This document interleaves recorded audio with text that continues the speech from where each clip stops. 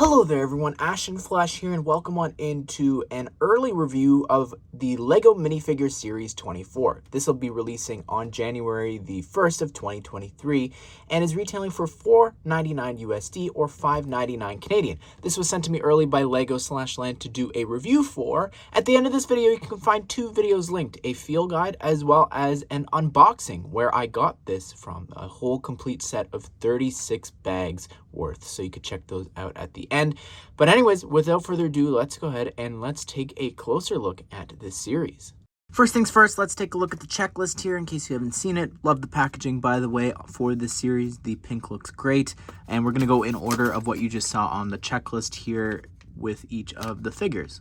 Here is the football referee, and I love this figure. The use of the bright electric yellow from 2022 back here is awesome. I love the little printing there on the arm with the watch. That's great. Of course, you've got two little 1x2 tiles included, meant to be a yellow card and a red card. You've also got some side leg printing there, which looks great with like the sporting goods logo, which is also on the back. The face there, she's got a little smirk as well as the little headpiece. And on the back, she's got this yelling expression there, I guess, yelling at someone, telling them they've got a yellow or red card. That's pretty fun, ejecting them from the game. And then also included here is a little football, soccer ball, which is really cool that you've got this.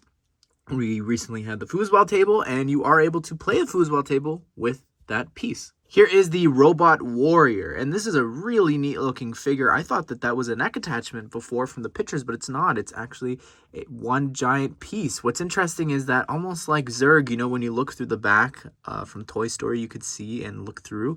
I feel like this is a toy. Like this is meant to be a toy little robot. I think that's really great. The colors are interesting for sure. Sand greens and bright greens and pink, hot pink.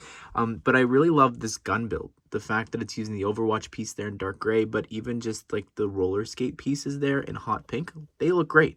Really, like, look at the side arm printing and leg printing. Removing that, you can see the head's actually on this bright green head, and then that's what the back head printing looks like. And here is the astronaut figure, specifically a brown spaceman. Very first time here getting it in this color, which is just great. I love that we're getting more and more of them. The oxygen tank and the helmet piece being recolored there. And also getting the logo on the chest. Of course, that's the essentials. The accessory there, the little baby, is just so cute. It could also be like a little toy plushie because they actually do sell those in real life. The only thing that I'm like, I don't like it is the eyes. I don't know why it's got the baby eyes. It should have generic minifigure spaceman eyes so that it could be a toy, like I was saying. Also, on the walkie-talkie is this little, it's a baby monitor. It's this classic designed panel there, this 1x2 print, so that's really cool. And then you've got the little sleeping baby. That's so cute.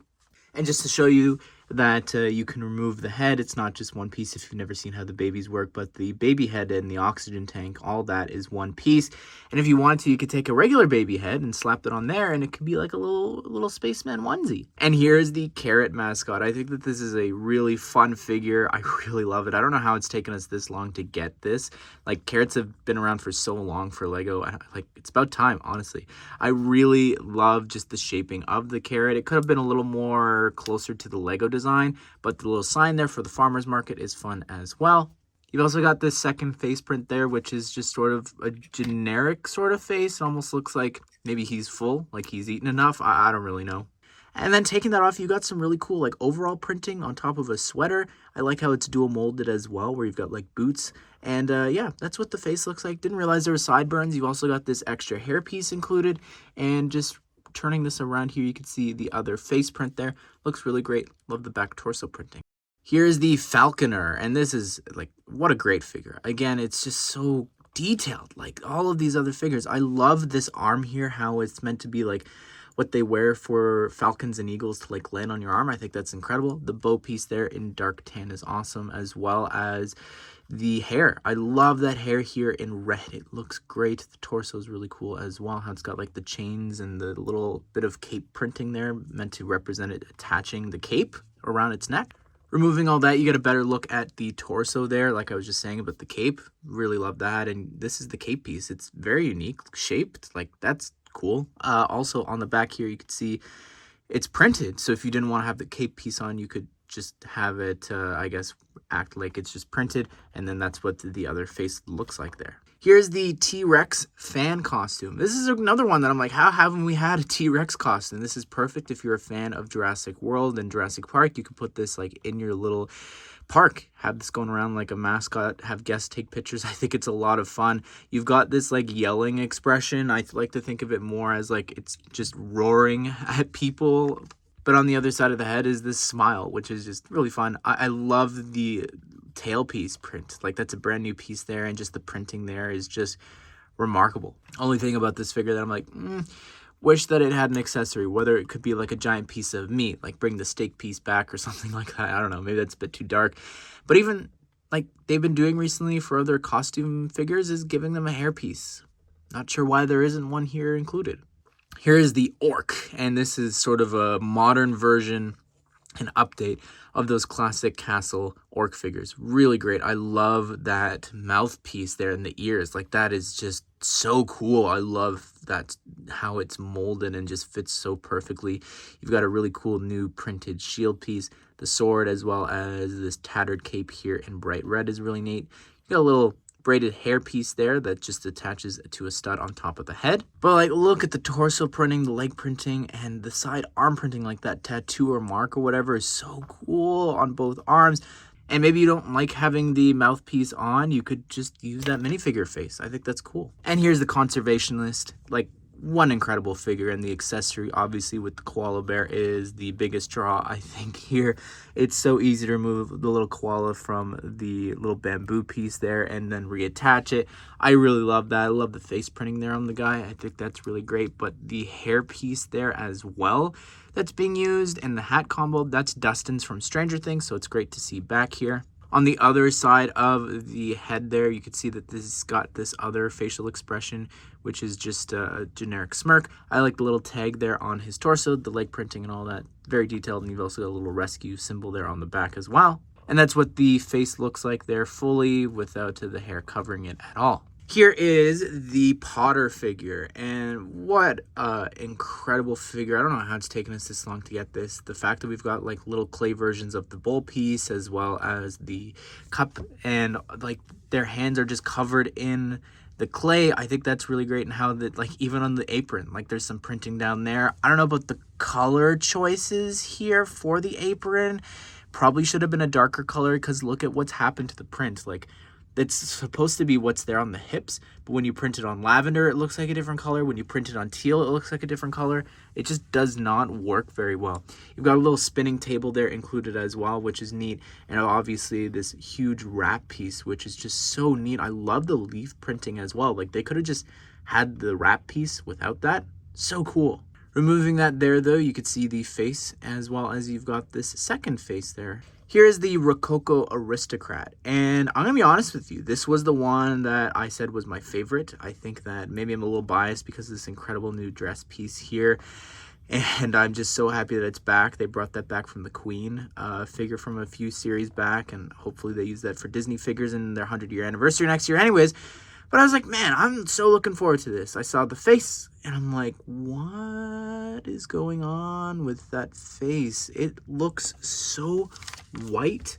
On the checklist there, look at that. It's the exact same color as the dog and the hair. But here, it's like faded because it's printed on the yellow. And then I saw the one that I grabbed to do the review. I was like, oh, what is all those scars and scratches? That's so ugly. And then I spun it around. I'm like, oh, look at the scratches there.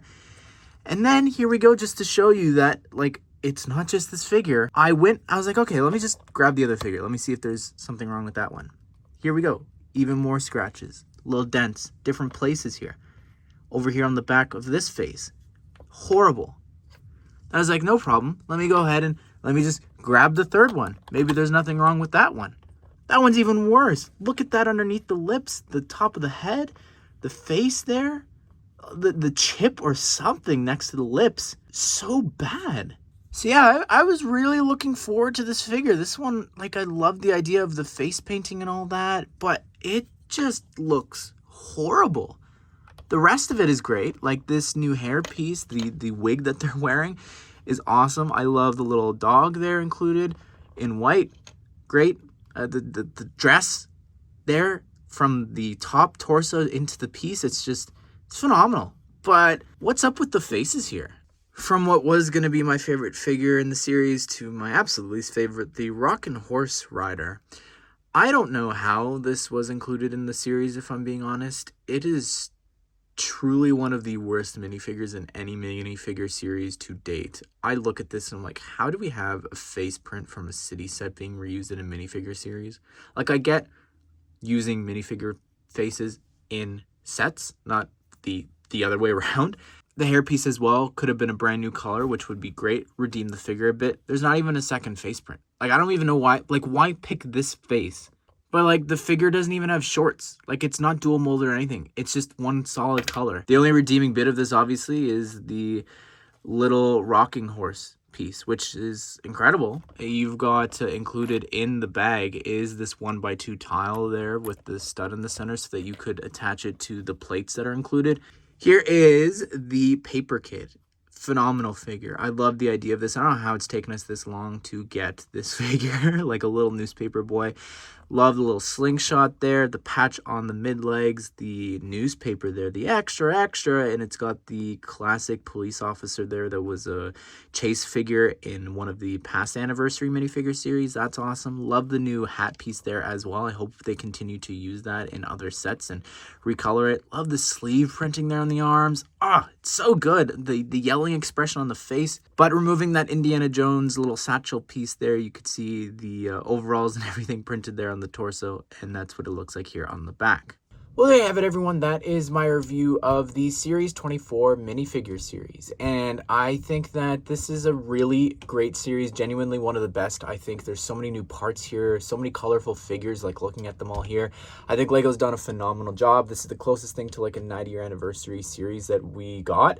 And honestly, like, you're getting so many different things with like city figures, space figures, castle figures, and dinosaurs, and all these sports and different things that have covered LEGO's themes over the last 90 years. And I think the only thing that's missing here is a pirate figure. I think a pirate figure would have been so great to get in the series. Get rid of the horrible little horse girl, and it would be a complete 90-year series, in my opinion. But I'd love to hear your thoughts on this series. Which one is your favorite? Also linked at the end here, I'm going to link my field guide as well as the unboxing if you want to check those out as well. But I hope you guys did enjoy the video. Hope you all have a great day. I will see you all in the next one.